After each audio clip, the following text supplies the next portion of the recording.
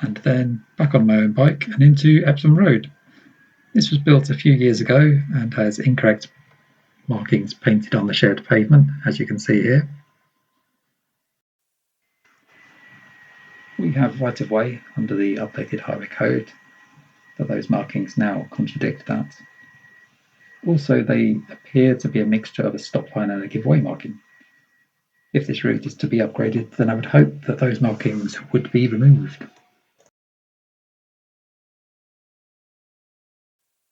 We now come up to probably the best section of the whole route through the Holywell estate. It is still only a shared path, but it is wide and has streetlights. There are plans to build flats along here. I hope that the standard of the path will be maintained during construction and once the flats are built.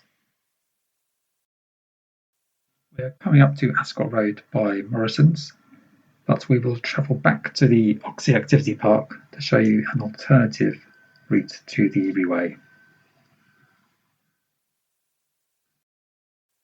So we are back at the crossing of Wiganall Road, and we will go right and then follow the shared path into Thomas Sawyer Way. This is the new access road to the back of the hospital. The Riverwell development could have been an opportunity to build a car light development, but active travel was really just an afterthought, unfortunately. There are no separate cycle paths, just stop-start shared pavements. The shared pavement on Shrodells Road is particularly bad as it has multiple outdated cyclist dismount signs. The bridge is over the disused railway line that was supposed to be part of the cancelled Metropolitan Line extension. The shared pavement ends randomly and ejects you straight onto the roundabout where we turn left. Thomas Sawyer Way is not a through road due to the no entry except buses signs at the roundabout, but as it is wide and straight, drivers treat it like a racetrack. We'll now head to the shared path to Stripling Way, which is now missing a drop curb. It is also missing shared use signs since the new development has been built. We have a nice smooth surface here until we join the old path under the railway bridge.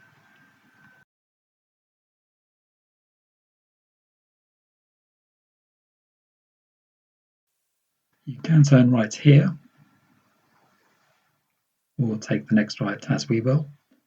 If you carry straight on, you can join a track that takes you onto the Eby Way.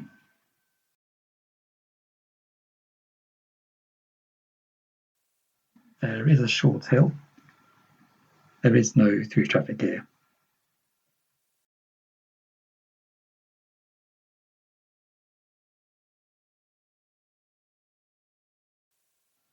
We'll now join Vicarage Road on the Holywell estate. Outside of rush hour, this is usually quiet, but it is used as a rat run, as we'll see in a moment, which could be solved with a school street or modal filters. 20-mile-an-hour limits for this area were proposed by Herts County Council, but they used a consultation as a referendum, allowing a small minority of the population to veto safer streets in this area.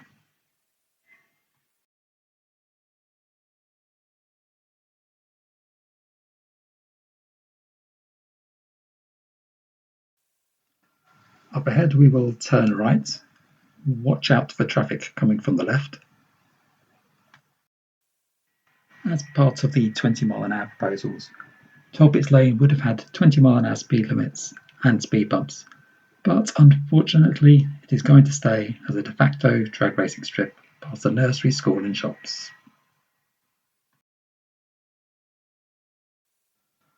We now join this short section of old shared pavement onto Croxley View.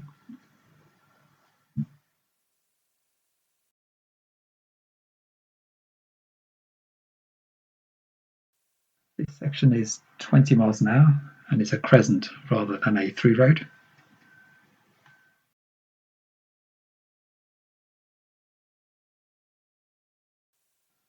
We'll turn right off here to then join up with the Green Loop.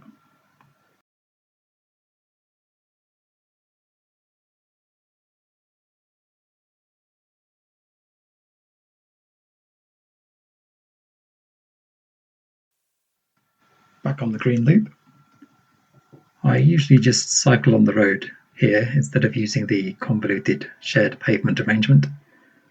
Every day there are multiple cars parked on the double yellow lines and pavement here. Despite complaining to the local councillor and bringing this up at the Watford Cycle Forum, this is still an ongoing problem. Herts County Council have proposed to put in a shared crossing here. From the opposite direction, it is a quite dangerous crossing, so it does need upgrading.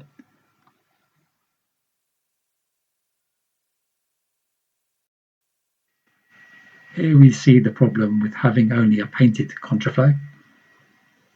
It is also blocked up ahead by parked cars.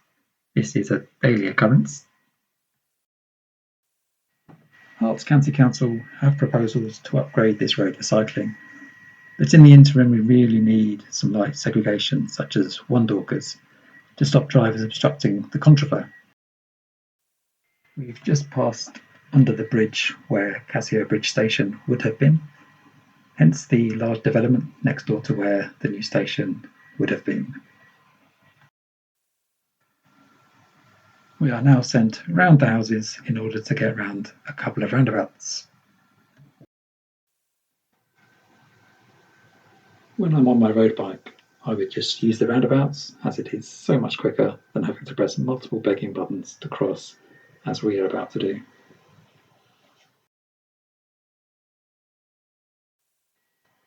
You can cross over here, but it is very wide at that point. We'll continue on to the Toucan crossing.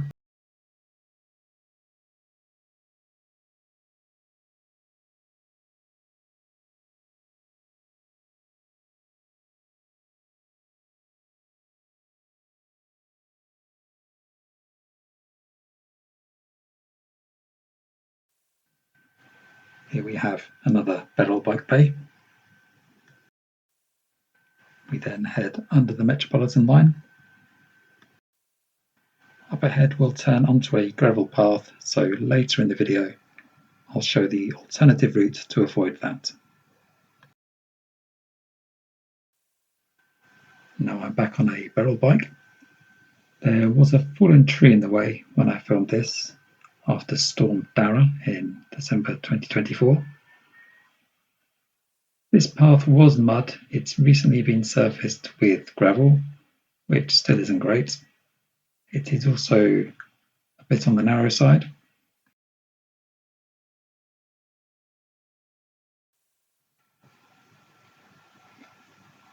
This was filmed on a weekday lunchtime, so it was very quiet.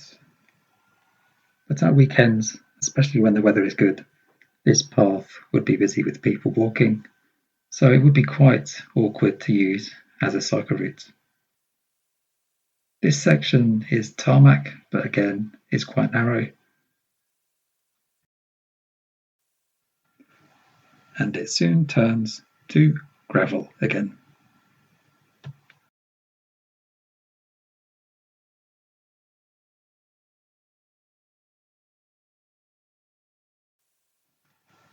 We now join the surfaced paths in the park, which are of varying quality. This section is old, bumpy, and far too narrow.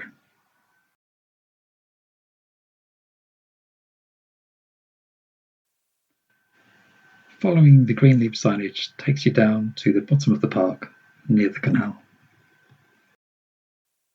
We pass the miniature railway on our right,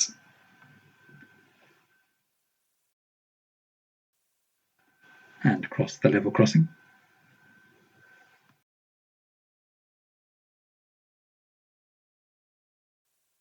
We then turn right to head up to the top of the park.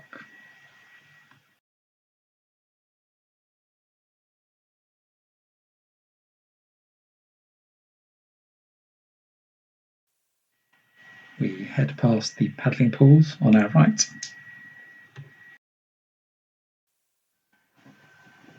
This path could do with being twice the width. When the park is busy, it really needs to be wider. Some of the paths were recently resurfaced and widened, but still need to be a lot wider with the amount of footfall the park gets. Around the same time as the paths were resurfaced, the car park doubled in size. The Green Loop signs send us to the right rather than straight on.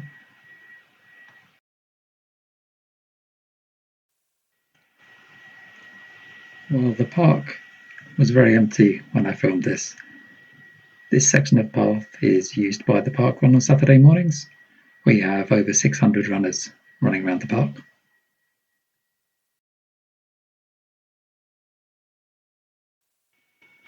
To the right you have the bowls club and the tennis courts and the cafe. I'll now show you the alternative route to avoid the gravel paths.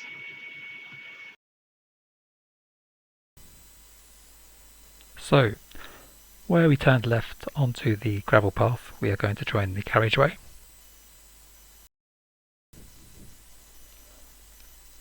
Gade Avenue is a through road. It can be very quiet but gets busier at rush hour and school drop-off times due to people driving to the boys' school and Watford Met Station. It is also an access route to the Canterbury Park car park.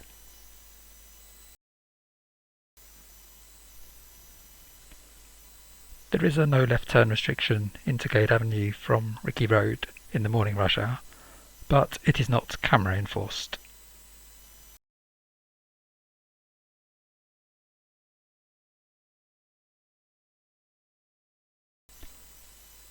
Up ahead we'll turn right and then past the station.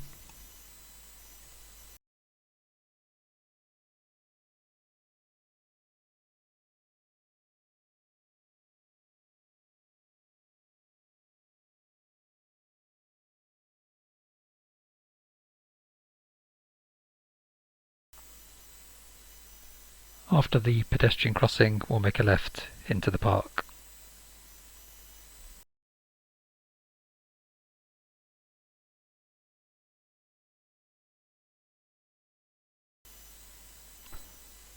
We're going to bear right past the cafe and Beryl Bike Bay, where we join up with the official Green Loop route again.